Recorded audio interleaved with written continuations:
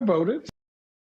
No, it's funny. It's funny you say that, Channing. Sorry to cut you off, Allie, but a lot of people don't understand how easy it is. They're very intimidating by the word vote. They don't know how it's so easy. You get your pamphlet, and you can literally do your research on the candidates that's in your because it's not just about the president. Yeah, senator. Right. Yeah.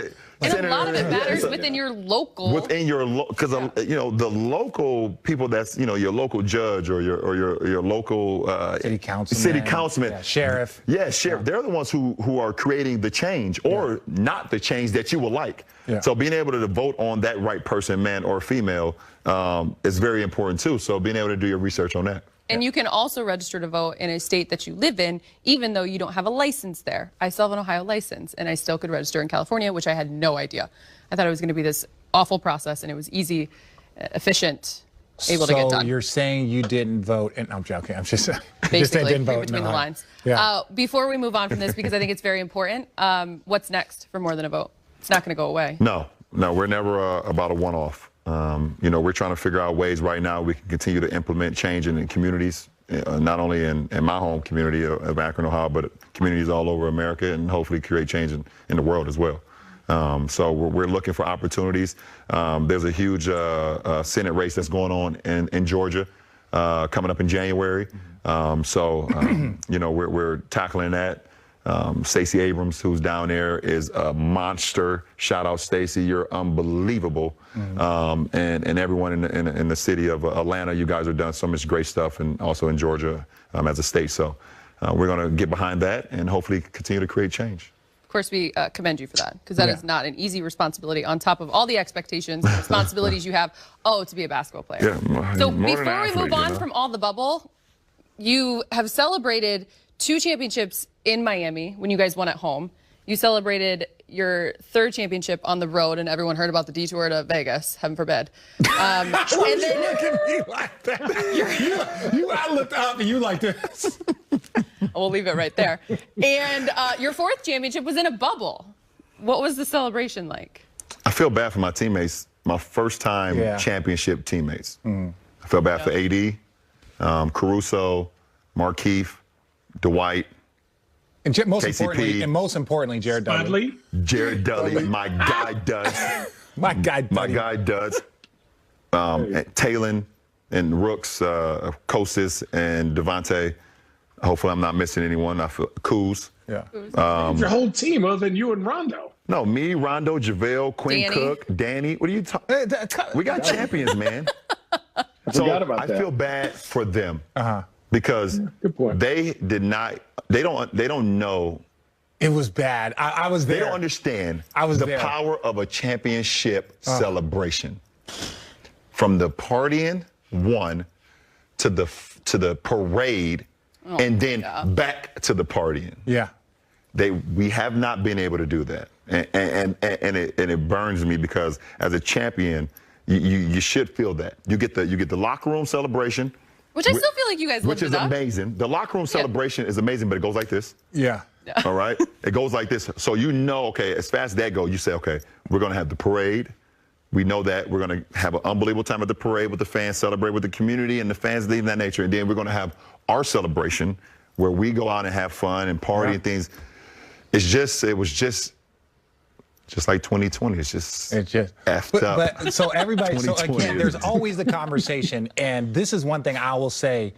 People were like, oh, was it a real championship? Is it this? Is it that? And I was like, yo, I was in there. I saw how hard it was to rev yourself up, to amp yourself up. No home court advantage. None. No home court advantage at all. None. And so it's like, when you don't have that home court advantage and you're sluggish, you're tired, and it's like, but we're going home. Yeah. Our fans are going to be ready. Right. They're going to be loud because we're down 3-2 or whatever it is. There was none of that. This was harder than a normal championship, in my opinion. Just imagine in 16, RJ. We're down 3-1. Which one there's nothing in here. If we're down 3-1 and 16. Yeah. And we're not going back to Cleveland? And we're just playing we're just playing another game in the bubble? Golden State may beat us by 100. Yeah, the greatest game I've ever been a part of is Game 6 in Cleveland. Because it was like, the minute we stepped on the floor, we knew that there was no chance we were going to lose that game. Right. Right? Like, now, we didn't know what was going to happen in Game 7. Yeah, 3-2. I mean, 3-2. It was 3-2 in Cleveland. Oh, God. Channing's still having PTSD. Yeah, he is. He said, please don't take me back to this. Please don't talk about it. Yeah. No, he's complaining because he doesn't think Richard can open a wine bottle. Oh, I'm not. Yeah. Oh, God. I mean, poor Bob. Oh, look. Come on now. You don't have to have your own wine to be able to open a wine bottle. You hear that, Channing? Yeah, but Richard doesn't even drink wine. Speaking of, I drink it socially. He drinks it socially, and it's a nice Whispering Angel rosé too. Yeah, it's nice. I drink it Well, socially. at this point, Whispering Angel, what's up? Whispering Angel, what? Whispering Angel. Whispering Angel should be like, what's up? Just give us some.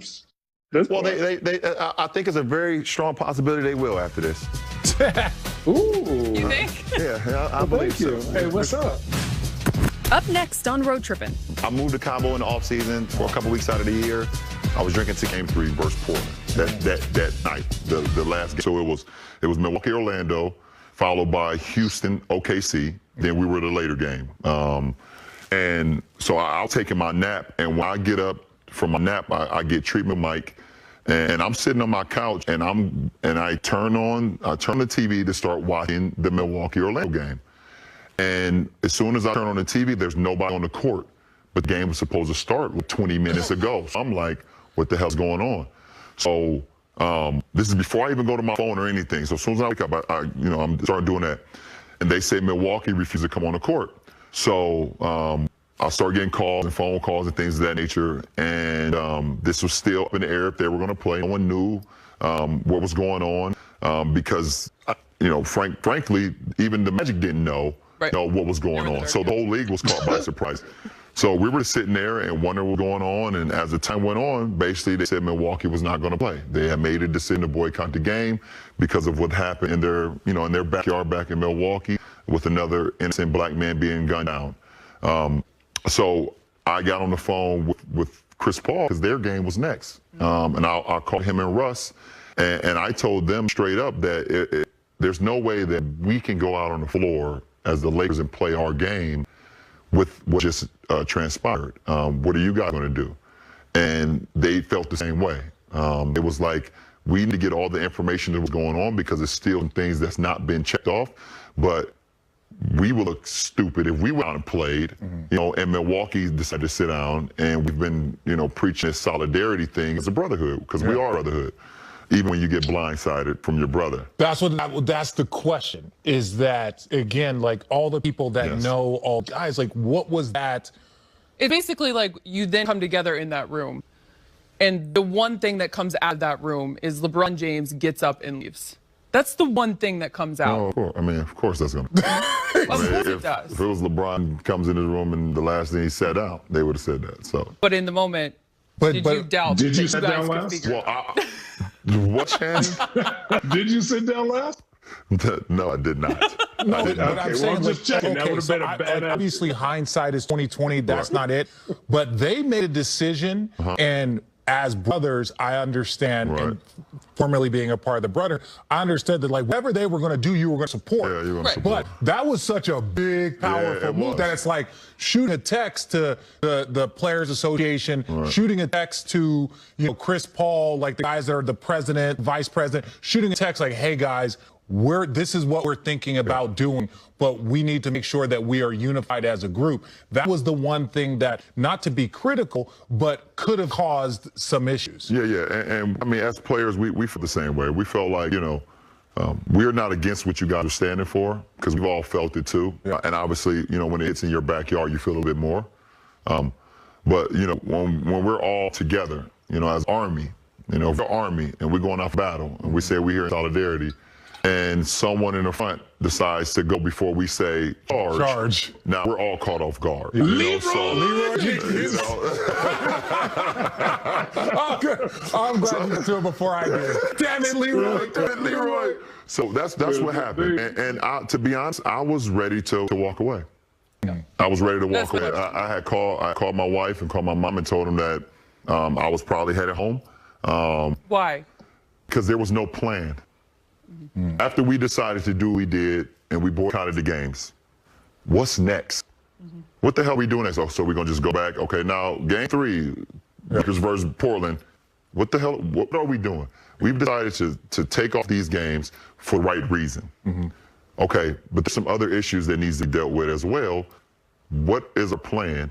And at that moment when I walked out, we sat there and talked for 2, 3, 4 hours, and there was still no plan. So I walked out because my time is very valuable, and I knew what could help the change. Yeah. But when you're dealing with a group of a lot of emotional, you know, a lot of ego, a lot of guys that's passionate about themselves and what they believe in, then it's hard to figure out a plan at that very moment. Yeah. So it was best for me to step out. Yeah. Well, look, that's look, it is one of the harder positions to be in, being not only like the leader of a team, the like face of a league, you know, a vocal leader as far as like, you know, I still stand by, was it Patrick Beverley? It's like, look, if Bron playing, we playing, right? Like I was joking. I joke with one of the guys, and I'll keep him nameless. I was like, guys, look, at the end of the day, the NBA wants everybody there.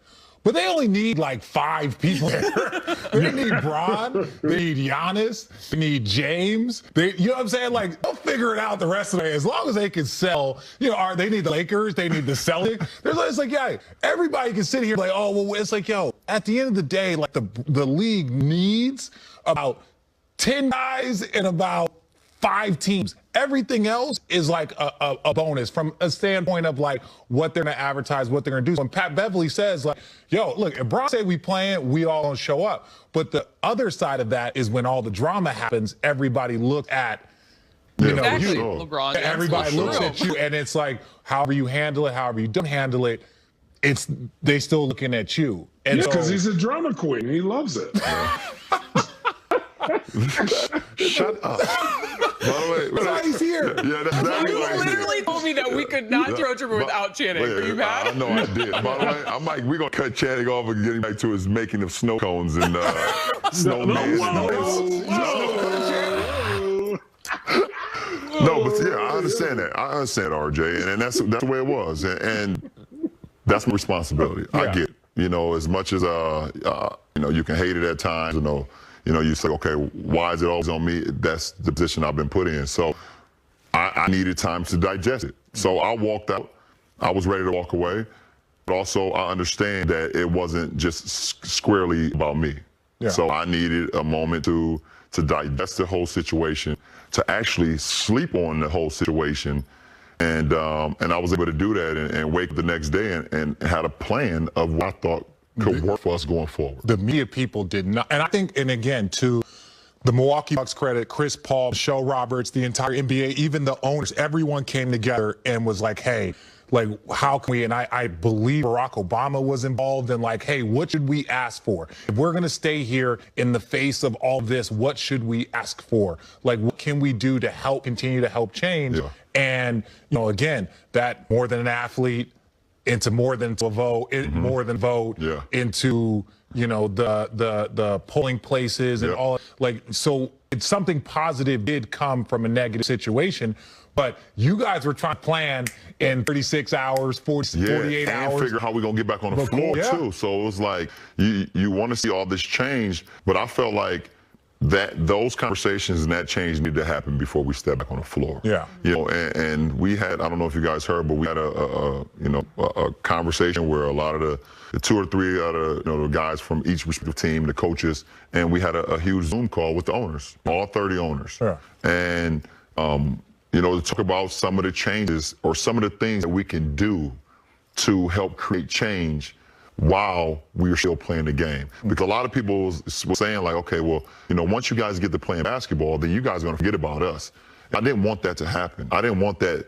Well, the narrative is going to happen. People are going to say you're going to do this, but I actually wanted to see real change. And a lot of the things that we talked about is some of the things that I mentioned earlier was the voter suppression and having places to have polling sites, like you just mentioned. Yeah. We got 30 NBA franchises with arenas. Yeah. We needed to have, if not all 30, as close to 30 as possible, people can go and vote.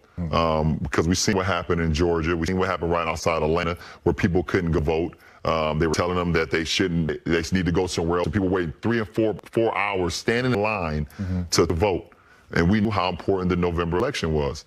We also seen the things that was happening in the community with police brutality. And we wanted to be able to put in an initiative or something that can hold our police people accountable. Just like everybody else. It's not just the police, though. It's everybody. Yeah.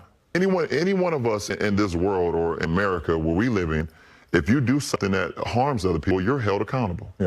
And we felt like at that point in time, the police were not being held accountable. Yeah. So those are some of the things that we talk about. And then being able to start up just more initiatives to be able to give our communities a safe way to be able to continue to learn. Because in the Black community, we always talk about we want to see change, but we never go out and do it. And the reason we never go out and do it because we've been so jaded and been so scared